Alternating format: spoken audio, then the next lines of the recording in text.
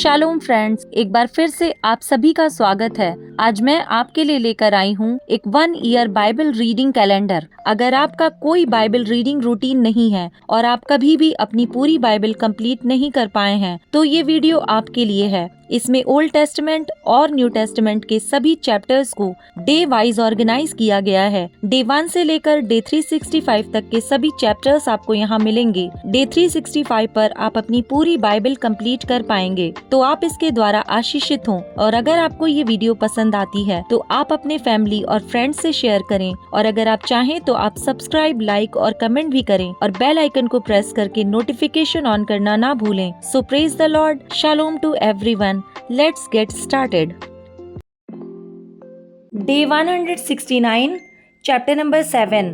जब शहरपनाह बन गई और मैंने उसके फाटक खड़े किए और द्वारपाल और गवैये और लेविये लोग ठहराए गए, तब मैंने अपने भाई हनानी और राजगढ़ के हाकिम हनन्याह को यरूशलेम का अधिकारी ठहराया, क्योंकि यह सच्चा पुरुष और बहुतेरों से अधिक परमेश्वर का भय मानने वाला था। मैंने उनसे कहा, जब तक धूप कड़ी ना हो तब तक यरूशलेम के फाटक ना खोले जाएं, और जब पहरुए पहरा देते रहें तब ही फाटक बंद किए जाएं और बेड़े लगाए जाएं। फिर यरूशलेम के निवासियों में से तू रखवाले ठहरा, जो अपना अपना पहरा अपने अपने घर के सामने दिया करें। नगर तो लंबा चौड़ा था, परंतु उसमें लोग थोड़े थे और घर नहीं बने थे। लौटने वालों की वंशावली। तब मेरे परमेश्वर ने मेरे मन में यह उपजाया कि रईसों, हाकिमों और प्रजा के लोगों को इसलिए इकट्ठा करूं कि वे अपनी अपनी वंशावली के अनुसार गिने जाएं। मुझे पहले पहल यरूशलेम को आए हुओं का वंशावली पत्र मिला, और उसमें मैंने यूँ लिखा हुआ पाया, जिनको बेबीलोन का राजा नबूकदनेस्सर बंदी बना करके ले गया था। उनमें से प्रांत के लोग जो बंधुआई से छूटकर यरूशलेम और यहूदा के अपने अपने नगर को आए, वे जरुब्बाबेल, यीशु, नेहमिया, अजर्या, राम्याह, नहमानी, मोर्दके, बिलशान, मिस्पेरेत, बिगवै, नहूम और बाना के संग आए। इजरायली प्रजा के लोगों की यह गिनती है। परोश की संतान 2172, सप्त्याह की संतान 372, आरह की संतान 652, पहत मोआब की संतान यानी यीशु और योआब की संतान 2818, एलाम की संतान 1254, तू की संतान 845, जक्कै की संतान 760, बिन्नुई की संतान 648, बेबै की संतान 628, अजगाद की संतान 2322, अदोनिकाम की संतान 667, बिगवै की संतान 2067, आदीन की संतान 655, हिजकिय्याह की संतान आतेर के वंश में से 98, हाशम की संतान 328, बैसै की संतान 324, हारीब की संतान 112, हिबोन के लोग 95,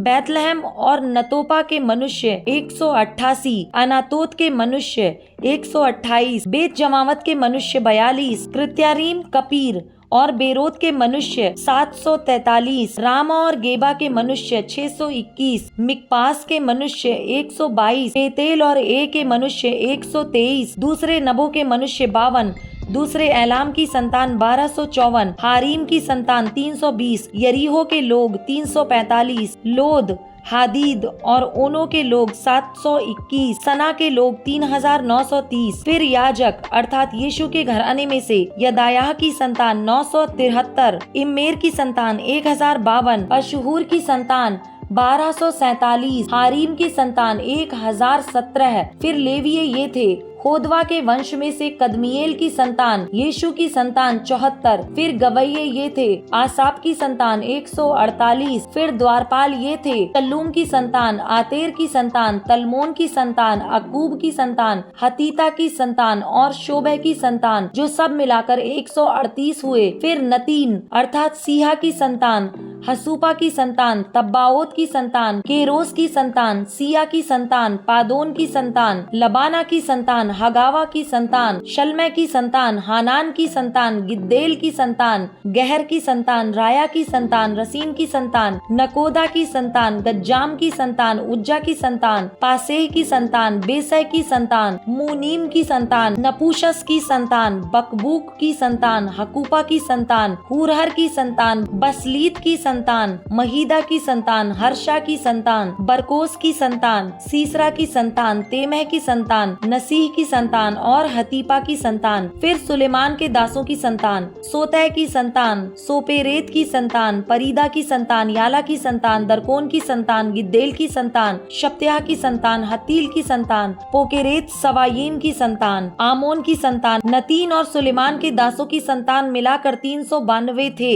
ये वे हैं जो तेल मेलह, तेल हर्षा, करूब, अद्दोन और इम्मेर से यरूशलेम को गए, परंतु अपने अपने पितरों के घराने और वंशावली ना बता सके कि इज़राइल के हैं या नहीं। तलायाह की संतान, तोबियाह की संतान और दकोदा की संतान जो सब मिलकर 642 थे। याजकों में से होबायाह की संतान, हक्कोस की संतान और बरजिल्ले की संतान, जिसने गिलादी बरजिल्ले की बेटियों में से एक से विवाह कर लिया और उन्हीं का नाम रख लिया था। इन्होंने अपना अपना वंशावली पत्र अन्य वंशावली पत्रों में ढूंढा परंतु ना पाया, इसलिए वे अशुद्ध ठहरकर याजक पद से निकाले गए। और अधिपति ने उनसे कहा कि जब तक उरीम और तुम्मीम धारण करने वाला कोई याजक ना उठे तब तक तुम कोई परम पवित्र वस्तु खाने ना पाओगे। पूरी मंडली के लोग मिलाकर 42,360 ठहरे।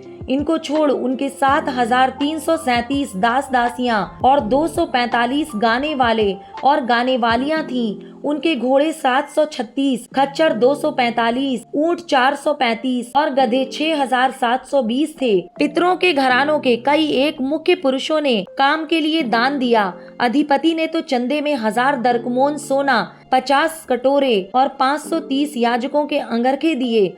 और पितरों के घरानों के कई मुख्य पुरुषों ने उस काम के चंदे में 20,000 दरकमोन सोना और 2,200 माने चांदी दी। शेष प्रजा ने जो दिया वह 20,000 दरकमोन सोना, 2,000 माने चांदी और 67 याजकों के अंगरखे हुए। इस प्रकार याजक, लेवीय, द्वारपाल, गवैये, प्रजा के कुछ लोग और नतीन और सब इजरायली अपने अपने नगर में बस गए।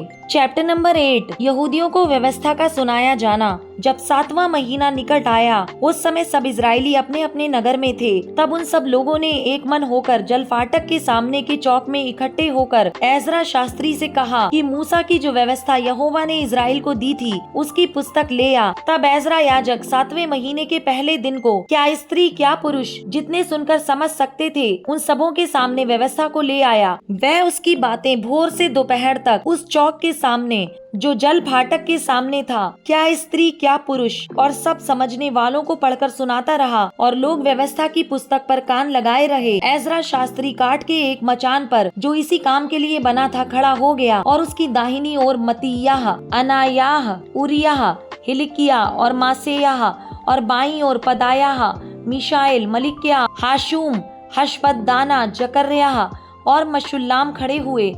तब एजरा ने जो सब लोगों से ऊंचे पर था सबों के देखते हुए पुस्तक को खोल दिया और जब उसने उसको खोला तब सब लोग उठ खड़े हुए। तब एजरा ने महान परमेश्वर यहोवा को धन्य कहा और सब लोगों ने अपने अपने हाथ उठाकर आमीन आमीन कहा और सिर झुकाकर अपना अपना माथा भूमि पर टेक कर यहोवा को दंडवत किया। यीशु, बानी, शेरेब्याह, यामीन, अक्कूब, शब्बतै, होदियाह, मासेयाह, कलीता, अजर्याह, योजाबाद, हानान और पलायाह नामक लेवीय लोगों को व्यवस्था समझाते गए और लोग अपने अपने स्थान पर खड़े रहे। उन्होंने परमेश्वर की व्यवस्था की पुस्तक से पढ़कर अर्थ समझा दिया और लोगों ने पाठ को समझ लिया। तब नहमिया जो अधिपति था और एजरा जो याजक और शास्त्री था और जो लेवीय लोगों को समझा रहे थे, उन्होंने सब लोगों से कहा, आज का दिन तुम्हारे परमेश्वर यहोवा के लिए पवित्र है, इसलिए विलाप ना करो और ना रो, क्योंकि सब लोग व्यवस्था के वचन सुनकर रोते रहे। फिर उसने उनसे कहा, जाकर चिकना चिकना भोजन करो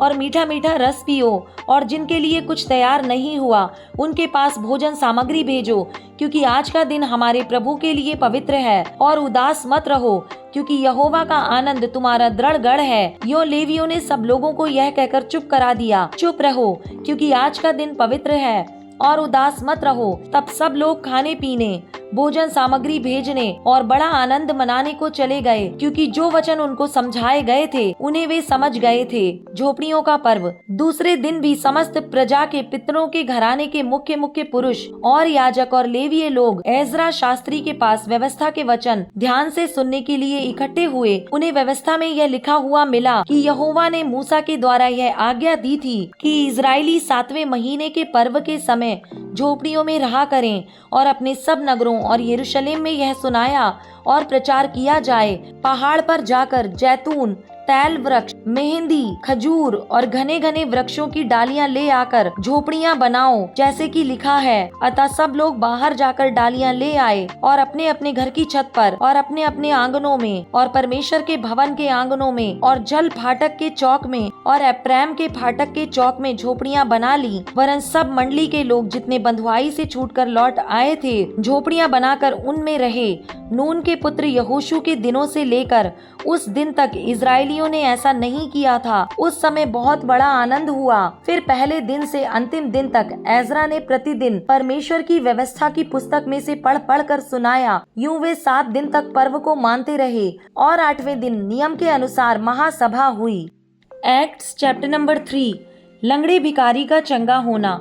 पतरस और यूहन्ना तीसरे पहर प्रार्थना के समय मंदिर में जा रहे थे और लोग एक जन्म के लंगड़े को ले आ रहे थे, जिसको वे प्रतिदिन मंदिर के उस द्वार पर जो सुंदर कहलाता है बैठा देते थे कि वह मंदिर में जाने वालों से भीख मांगे। जब उसने पतरस और यूहन्ना को मंदिर में जाते देखा तो उनसे भीख मांगी। पतरस ने यूहन्ना के साथ उसकी ओर ध्यान से देखकर कहा, हमारी ओर देख। अतः वह उनसे कुछ पाने की आशा रखते हुए उनकी ओर ताकने लगा। तब पतरस ने कहा, चांदी और सोना तो मेरे पास नहीं है, परंतु जो मेरे पास है वह तुझे देता हूँ। यीशु मसीह नासरी के नाम से चल फिर। और उसने उसका दाहिना हाथ पकड़ के उसे उठाया और तुरंत उसके पांवों और टखनों में बल आ गया। वह उछलकर खड़ा हो गया और चलने फिरने लगा और चलता और कूदता और परमेश्वर की स्तुति करता हुआ उनके साथ मंदिर में गया। सब लोगों ने उसे चलते फिरते और परमेश्वर की स्तुति करते देखकर उसको पहचान लिया कि यह वही है जो मंदिर के सुंदर फाटक पर बैठकर भीख मांगा करता था। और उस घटना से जो उसके साथ हुई थी वे बहुत अचंभित और चकित हुए। मंदिर में पतरस का उपदेश। जब वह पतरस और यूहन्ना को पकड़े हुए था तब सब लोग बहुत आश्चर्य करते हुए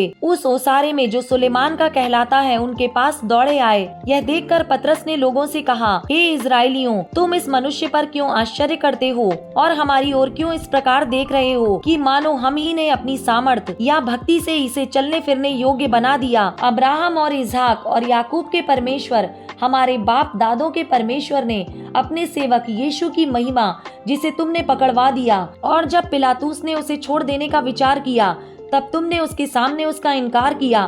तुमने उस पवित्र और धर्मी का इनकार किया और विनती की कि एक हत्यारे को तुम्हारे लिए छोड़ दिया जाए, और तुमने जीवन के कर्ता को मार डाला जिसे परमेश्वर ने मरे हुओं में से जिलाया। और इस बात के हम गवाह हैं। और उसी के नाम ने उस विश्वास के द्वारा जो उसके नाम पर है इस मनुष्य को जिसे तुम देखते हो और जानते भी हो सामर्थ दी है। उसी विश्वास ने जो उसके द्वारा है इसको तुम सबके सामने बिल्कुल भला चंगा कर दिया है। अब हे भाइयों, मैं जानता हूँ कि यह काम तुमने अज्ञानता में किया और वैसा ही तुम्हारे सरदारों ने भी किया, परंतु जिन बातों को परमेश्वर ने सब भविष्यद्वक्ताओं के मुँह से पहले ही बता दिया था कि उसका मसीह दुख उठाएगा, उन्हें उसने इसी रीति से पूरी किया। इसलिए मन फिराओ और लौट आओ कि तुम्हारे पाप मिटाए जाएं, जिससे प्रभु के सम्मुख से विश्रांति के दिन आए और वह यीशु को भेजे जो तुम्हारे लिए पहले ही से मसीह ठहराया गया है। अवश्य है वह स्वर्ग में उस समय तक रहे जब तक कि वह सब बातों का सुधार न कर ले, जिसकी चर्चा प्राचीन काल से परमेश्वर ने अपने पवित्र भविष्यद्वक्ताओं के मुंह से की है। जैसा कि मूसा ने कहा, प्रभु परमेश्वर तुम्हारे भाइयों में से तुम्हारे लिए मुझ सा एक भविष्यद्वक्ता उठाएगा, जो कुछ वह तुमसे कहे उसकी सुनना, परंतु प्रत्येक मनुष्य जो उस भविष्यद्वक्ता की ना सुने लोगों में से नष्ट किया जाएगा। और शमूएल से लेकर उसके बाद वालों तक जितने भविष्यद्वक्ता बोले उन सब ने इन दिनों का संदेश दिया है। तुम भविष्यद्वक्ताओं की संतान और उस वाचा के भागी हो जो परमेश्वर ने तुम्हारे बाप दादों से बांधी, जब उसने अब्राहम से कहा, तेरे वंश के द्वारा पृथ्वी के सारे घराने आशीष पाएंगे। परमेश्वर ने अपने सेवक को उठाकर पहले तुम्हारे पास भेजा कि तुम में से हर एक को उसकी बुराइयों से फेर कर आशीष दे।